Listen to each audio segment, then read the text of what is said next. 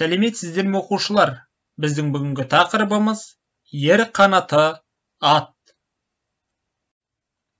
Оқу мақсаты: проблемалық сұрақтарға тыңдалған мәтіннен деректер келтіре отырып, дәлелді жауап беру. Өз жауабын өзгенің жауабымен салыстыру.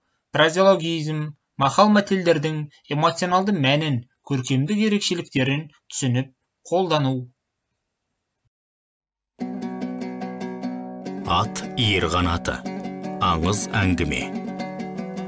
Адам ата пейіштен қуылған кезде жерге төрт көзді қанатты пырақпен түскен екен. Бейтаныс мекен адамның жүрегіне үрей салады. Пырақ пейішке қайта көтерілмек болғанда адам жалынан құшақтап жібермей қояды. Уа жасаған ием, мен жат жерден қорқып тұрым, жаныма пырақты серік ет дейді жалынып. Тәңірісі: әй пырақ, адамның қанаты жау тисе қорғаны бол, адал қызмет ет деп пырақты жерге қалдырады. Ат амалсыз көнеді, қанаты түсіп қалады, қанатындағы күш қайраты аяғына ауысады. Пырақ жерге үйрене алмай жұмақтан сап жылай береді екен. Көп жылағаннан төрт көзінің екеуі суалып көрмей қалады.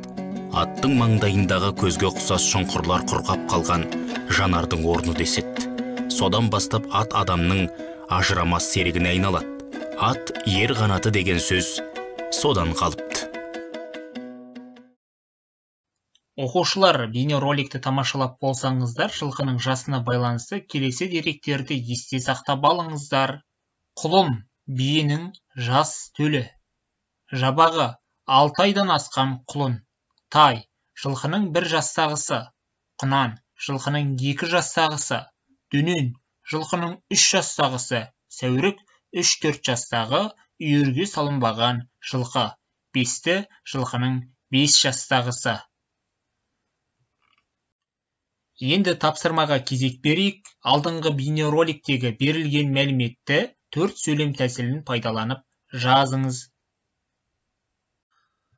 Оқушылар, оқу тапсырмасын толық түсініп аламыз. Төменде 7 тұрақты тіркес берілген. Осы тұрақты тіркестерді пайдалана отырып сөйлем құрастырамыз. Ат кекілін үзісті, ат жалымен ойнайтын бала, ат шаптырым жер, ат ойнатты, ат аяғы жетер жер, бие сауым уақыт, ат ізін суытпай келу.